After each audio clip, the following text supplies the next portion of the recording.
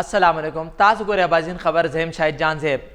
د خبرو سره ټکی نېشنل ایکشن پلان لاندې اپیکس کمیټي اجلاس نن کیږي نن وزیر اعظم شهباز شریف په مشر اپیکس کمیټي اجلاس کیږي په دې کې دهشتګردۍ ختمولو اقدامات انټيليجنس معلوماتو شیر کولو او داخلي سلامتي پابندي خبرې کیږي د پی آی خصوصي کولو را حکومت اقدامات حکومت د IMF نه 26 ارب روپۍ ټیکس معافي مطالبه کړې ده کابینه فیصله کړې ده چې د ټیکس معافي تر سره بعد 45 ارب روپۍ قرض هم معاف کړي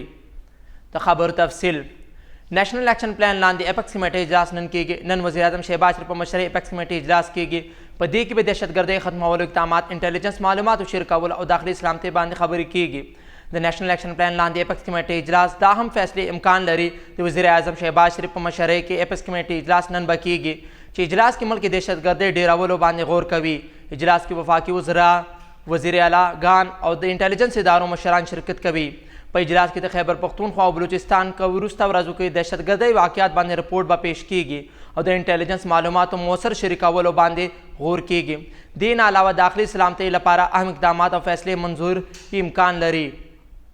د پی آی خصوصي کولو اړه د حکومت اقدامات حکومت د IMF نه 26 ارب روپۍ ټیکس معافي مطالبه کړې ده کابینه فیصله کړې ده چې د ټیکس معافي تر سره 45 ارب روپۍ قرض معاف کړي پاکستان انټرنیشنل ایرلاینز د ممکنه سرمایه‌کارانو لپاره پرکشش جوړولو لپاره حکومت د IMF څخه 26 ارب روپۍ ټیکس معافي مطالبه کړې ده دا مطالبه ممکنه خریدارانو لپاره اسانۍ لپاره شوې ده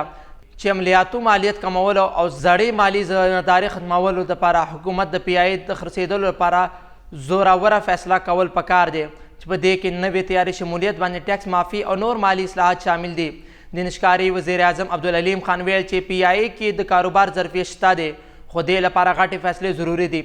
داسې مزید خبرونو لپاره اباسین چینل لایک او سبسکرایب ضرور کوئ